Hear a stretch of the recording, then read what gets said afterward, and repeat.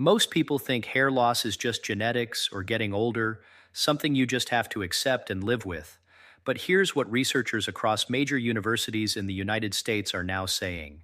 Hair thinning and excessive shedding in women might have far less to do with your DNA and far more to do with what's happening inside your body right now, today. It's iron deficiency, combined with poor nutrient absorption, and it's being made worse by foods you probably eat every single day without realizing the damage they're causing. The hidden blockers sabotaging your hair regrowth include ultra processed snacks that deplete your mineral stores, excess sugar that triggers inflammation around hair follicles, and even certain so called healthy vegetables that, when eaten the wrong way, actually prevent your body from absorbing the iron it desperately needs for thick, strong hair.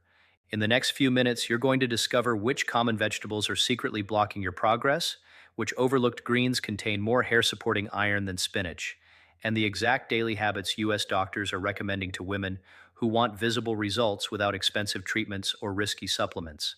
If you've been struggling with thinning hair, brittle strands, or slower growth, stay with me because what you're about to learn could change everything. Before we dive in, do me a quick favor. Hit that like button. Drop a comment with your age and what city you're watching from so we can build this community together. And if you know someone dealing with hair concerns, share this video with them. Let's get started. Now let's talk about the vegetables you might want to limit or prepare differently if you're struggling with hair loss. These aren't dangerous or toxic, but when consumed in large amounts or prepared incorrectly, they can interfere with the very nutrients you're trying to increase. The first one is raw spinach. And yes, I know this seems contradictory since spinach is often promoted for hair health. The issue isn't spinach itself, but the way it's typically consumed and the quantity. When you eat large amounts of raw spinach, for example, in a big salad or a green smoothie every single day, you're taking in high levels of oxalates. These oxalates not only bind to the iron in the spinach itself, reducing how much iron you absorb from that meal, but they can also bind to iron and other minerals from other foods you're eating at the same time. Over time, if raw spinach is a daily staple in large quantities, you could actually be creating or worsening an iron deficiency without realizing it.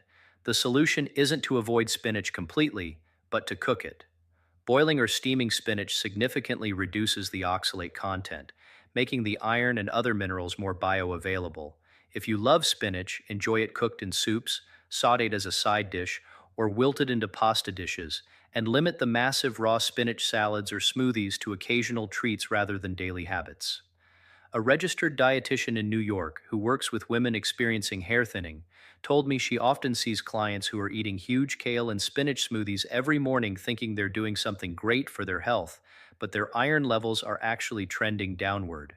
When she has them switch to cooked greens and vary their vegetable choices, their numbers start improving. The second vegetable to be cautious with is raw kale, especially in large amounts on a daily basis. Kale contains compounds called goitrogens, which can interfere with thyroid function when consumed in excess. Your thyroid gland produces hormones that regulate metabolism, energy levels, body temperature, and yes, hair growth cycles.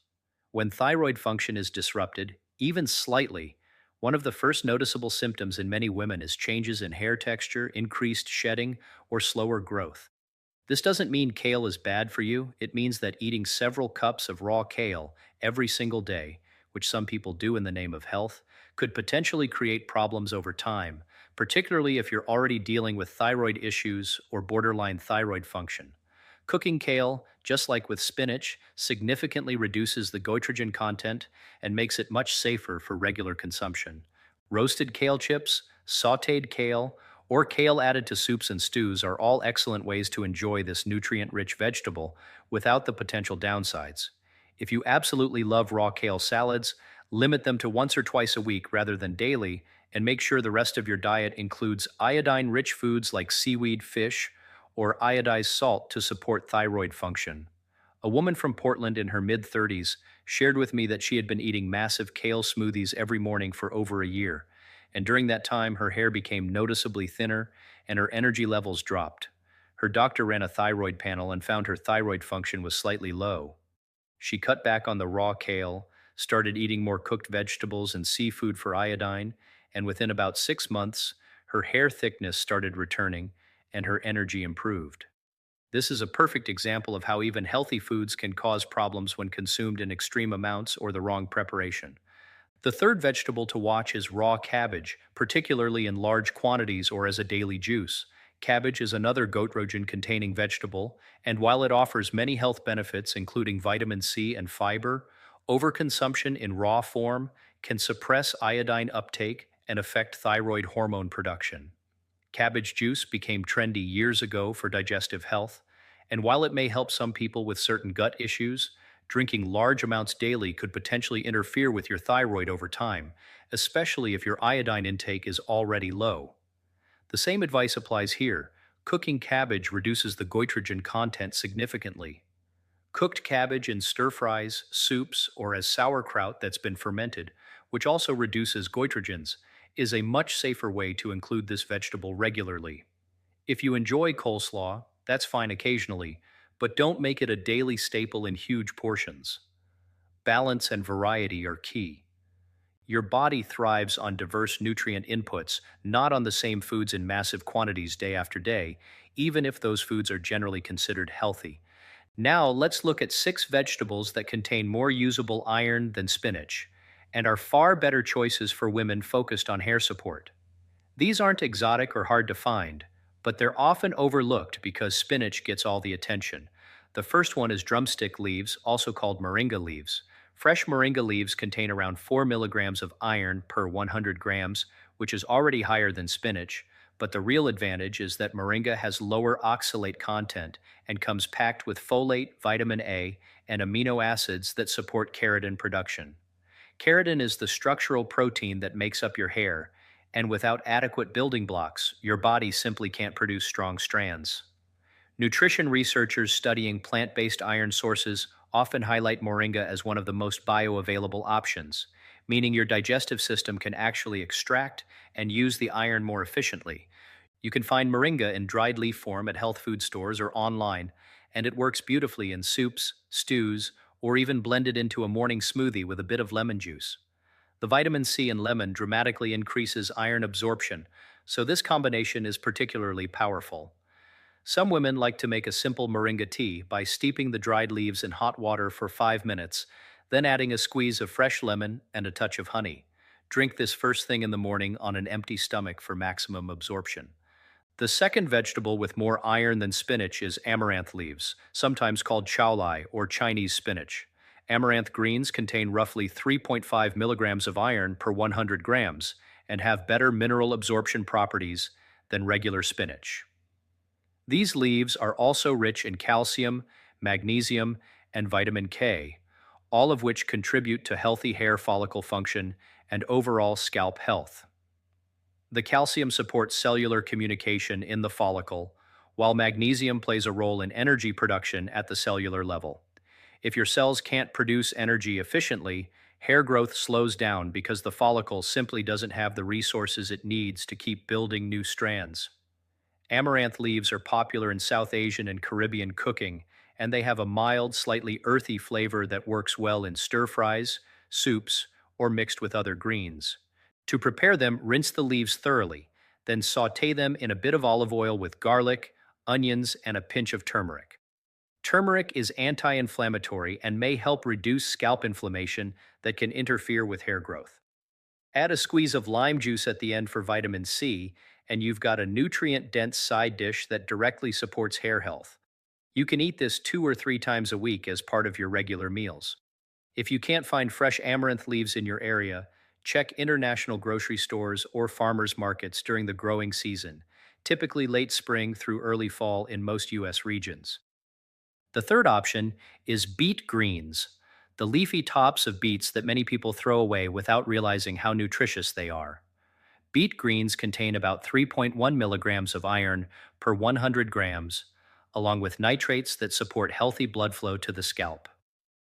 Good circulation is absolutely essential for delivering oxygen and nutrients to hair follicles, and anything that improves blood flow can indirectly benefit hair growth.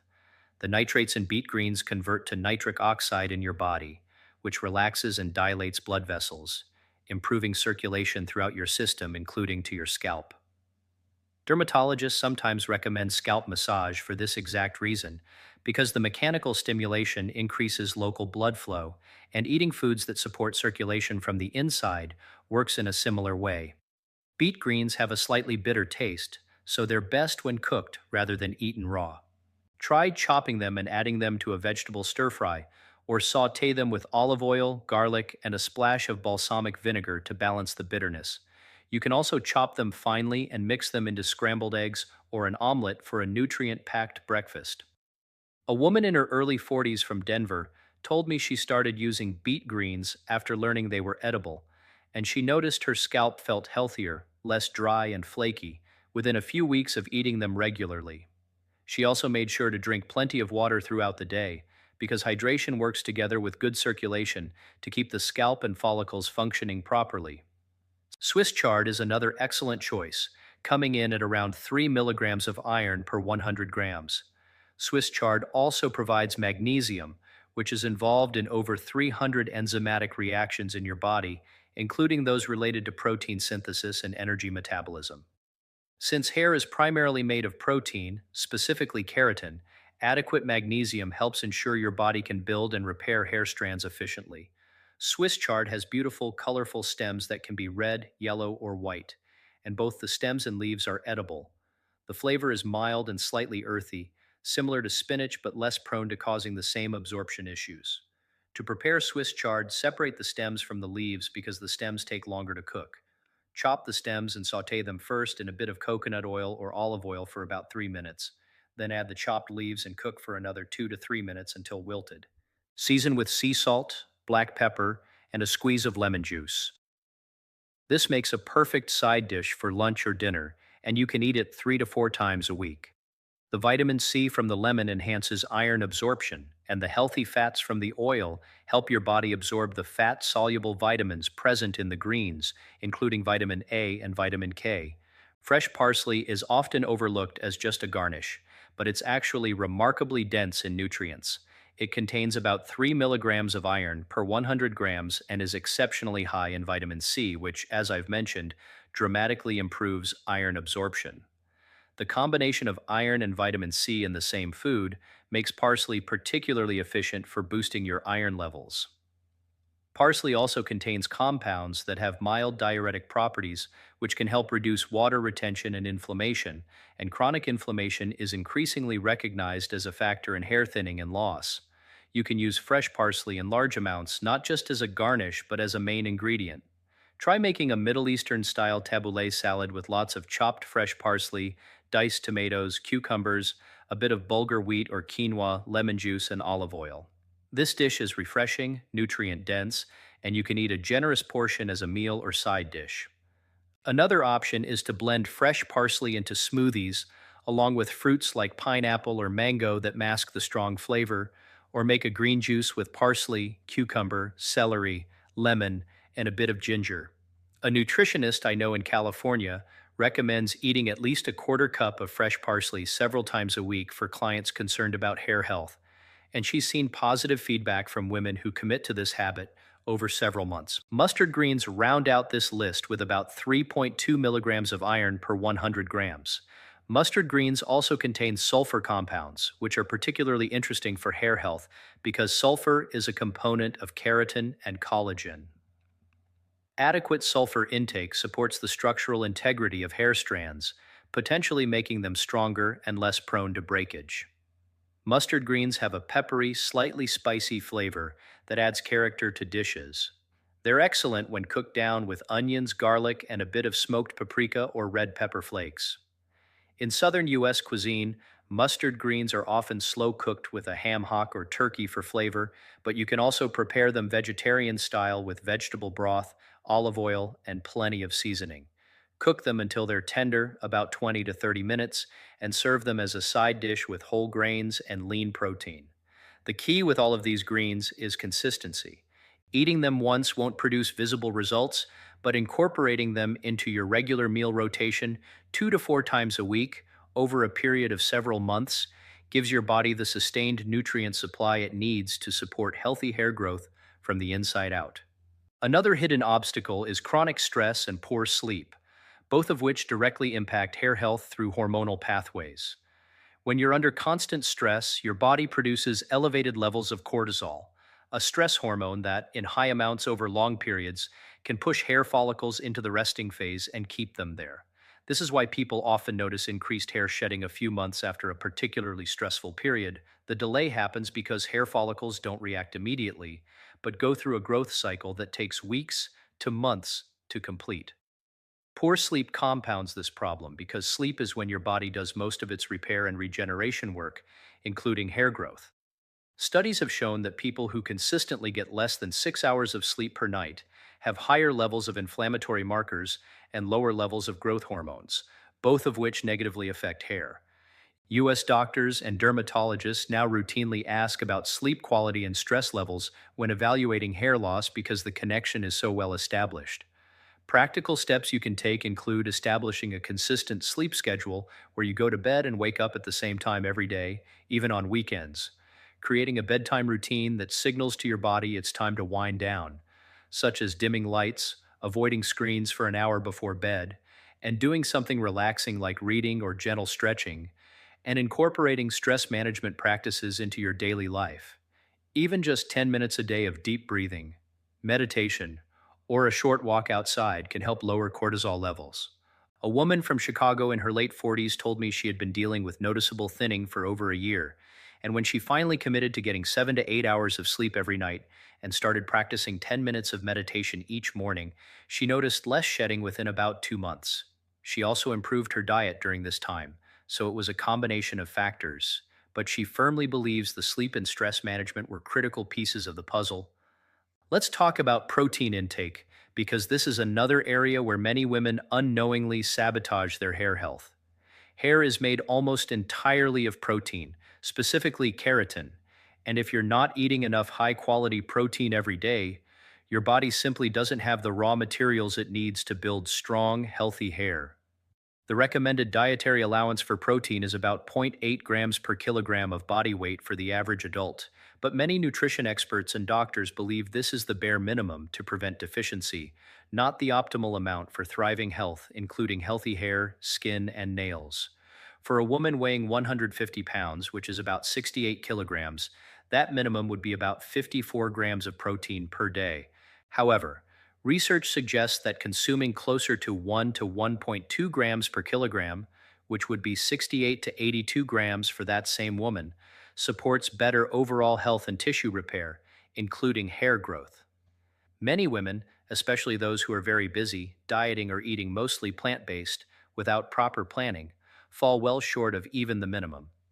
They might have a light breakfast like toast or cereal with very little protein, a salad for lunch with maybe a few chickpeas, and then a small portion of chicken or fish at dinner, ending the day with only 30 to 40 grams of protein total.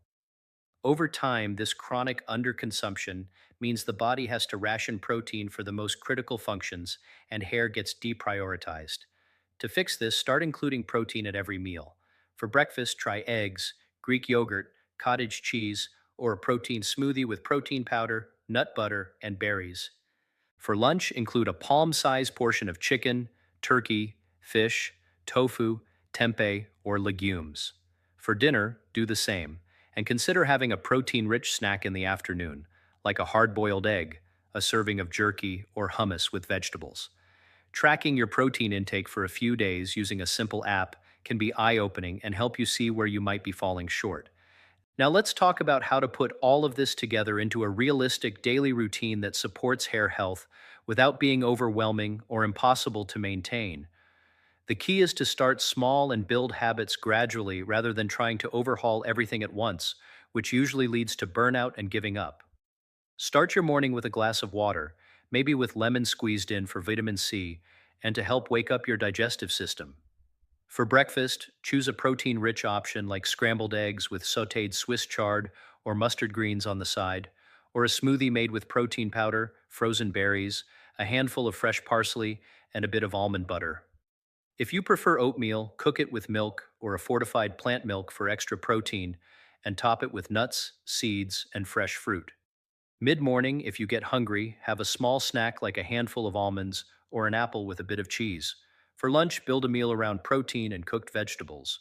Try a quinoa bowl with grilled chicken or chickpeas, roasted beet greens or amaranth leaves, cherry tomatoes, cucumbers, and a dressing made with olive oil and lemon juice. Or make a soup with vegetable broth, lentils, chopped kale or chard, carrots, and celery, seasoned with garlic, turmeric, and black pepper.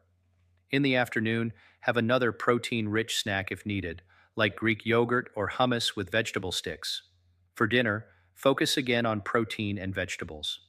Baked salmon with sautéed mustard greens and roasted sweet potato, or a stir fry with tofu. Lots of colorful vegetables, including cooked cabbage and chard, served over brown rice or cauliflower rice. Throughout the day, sip water regularly, aiming for at least 8 cups total. In the evening, start winding down an hour before bed by dimming lights, putting away screens, and doing something calming. Aim for 7 to 8 hours of sleep in a cool, dark room. This kind of routine provides consistent protein, iron, vitamins, and other nutrients your hair follicles need, while avoiding the pitfalls of too much raw spinach, kale, or cabbage, minimizing sugar and processed foods, and supporting overall health through hydration and sleep. You don't have to be perfect every single day. Life happens, and there will be days when you eat out or have a busy schedule that disrupts your routine. That's completely normal. The goal is consistency over time, not perfection. If you can follow this general pattern 5 or 6 days a week, you're giving your body what it needs to support healthy hair growth. It's also worth mentioning that results take time. Hair grows slowly, on average about half an inch per month, and hair follicles go through growth cycles that last months to years. When you start eating better and supporting your body nutritionally, you're affecting the hair that's currently growing and the follicles that are preparing to start a new growth cycle, but you won't see visible changes overnight. Most women start noticing less shedding within 2 to 3 months of consistent dietary and lifestyle changes, and visible improvements in hair thickness and texture within 4 to 6 months. This timeline matches what dermatologists typically tell patients when they start treatment for hair loss, whether that treatment is nutritional, medicinal, or both. Patience and consistency are your best friends here. Take progress photos every month, not to obsess over them, but to have an objective way to see changes that happen gradually. You might also notice other benefits along the way, like better energy, clearer skin, improved mood, and better sleep, all of which are signs that your overall health is improving and that creates the foundation for healthy hair. If you've been implementing all of these strategies consistently for 6 months and still aren't seeing any improvement, it's worth seeing a doctor to rule out underlying medical conditions. Thyroid disorders, polycystic ovary syndrome, autoimmune conditions, and certain medications can all affect hair growth, and these need to be addressed medically. A doctor can run blood tests to check your thyroid function, iron levels, including ferritin, vitamin D, vitamin B12, and hormone levels to see if there's an underlying issue that needs specific treatment.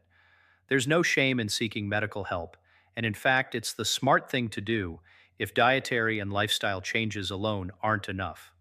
Many women find that a combination approach works best: eating well, managing stress, sleeping enough, and also working with a healthcare provider to address any medical contributors.